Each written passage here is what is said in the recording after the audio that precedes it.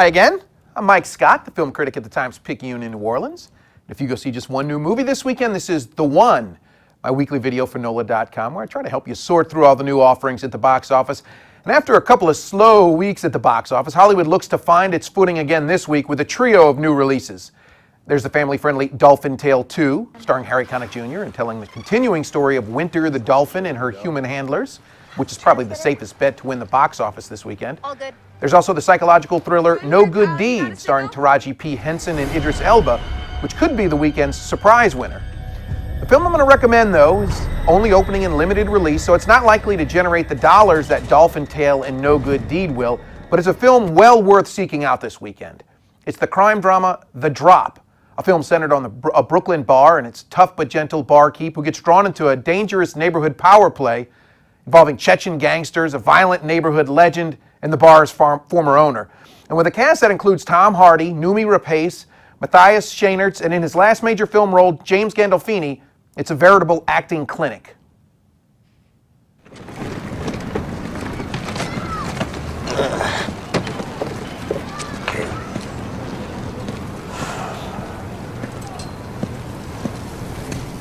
Dolly thinks we should visit Europe.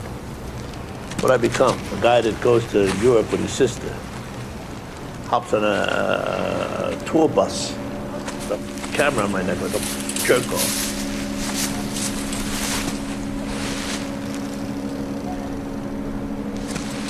What? You need to see this, Marv. No, I don't. I don't need to do anything. I'm just gonna stand right here. I'm just gonna stand right here. No, you really should take a look at this. I don't need to see Europe. I don't need to see Dottie. And I don't need to see what's in that bag.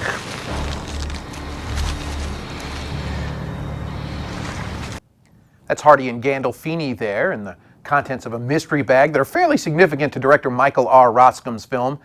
It's all based on the short story Animal Rescue by Dennis Lehane, and while the story itself has its familiar genre flourishes, it moves along nicely enough, building to a beautifully played final act. But the real reason to see The Drop is for the performances, which are fantastic top to bottom. That's particularly true in the case of Hardy, who's nothing short of mesmerizing in the lead role. It's remarkable what he does, really. Audiences probably remember Hardy from his role as Bane in The Dark Knight Rises or as the charming operative in Inception. He's also turned in great performances in the smaller films Bronson and Locke. Here's the thing, though. They're not just great performances, they're great performances in distinctly different roles. Not one of them is anything at all like the other. So much so that many moviegoers might not even realize that they've seen Hardy on screen before, but every one of them is entirely credible. Hardy's that good. In fact, for my money, he's one of the best actors working in Hollywood today, and if that's not a good enough reason to see The Drop, I'm not sure what is. In my review in this week's Lanyap and online at NOLA.com, I give it 3 stars out of 5, and so this week, The Drop is also the one.